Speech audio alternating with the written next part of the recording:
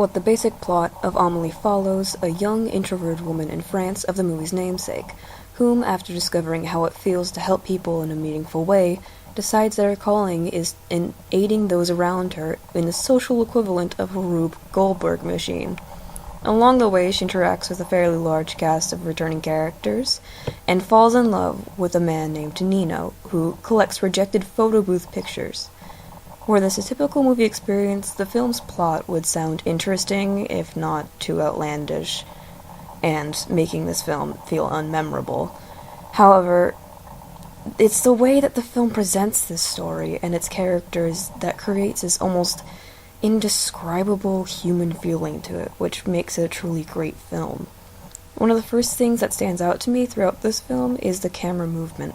The cameras almost never stop moving, which in itself is incredible from a technical standpoint, as almost every scene is a flurry of movement and activity that a lot of hard work went into giving this entirety of the movie this literal flow.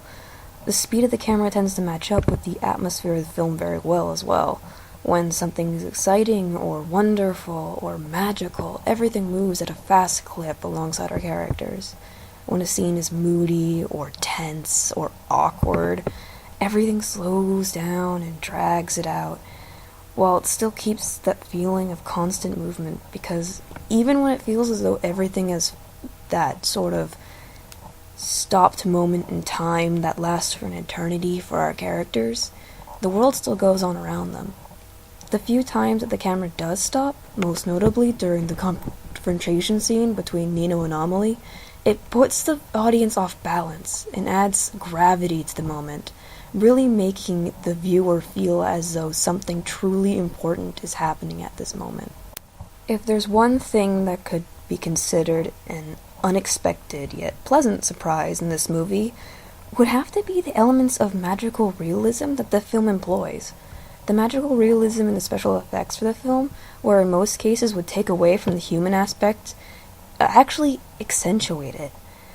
The glow that surrounds a joyful moment, the unreality of your imagination, the dramatic fantasies of heroic deeds. All of these on their own would have caused the film to feel odd and disjointed, but together really helped the audience get into the minds of the protagonists, giving the world that sense of whimsy that our own minds try and create on a day-to-day basis, to make everything emulate the surreal and entertaining feelings that are hard to describe in words, but are just so easy to see on these moments on the screen. One such moment that encapsulates this so well is when Nino is in bed after receiving Amelie's message via photo booth photographs, when the pictures and such start talking to him. Even more than that, arguing with him. Standing alone in this scene would have been disorienting and strange to the viewer, no doubt making them wonder on the mental stability of this man. However, the movie's dreamlike qualities and the tone of the comedic whimsy gives this audience more of that impression that this is more in line with its own runaway, conflicting thoughts and feelings on this strange but intriguing new situation that he's in. It just overall adds a whole new layer to the film where normal narration wouldn't have captured the same effect.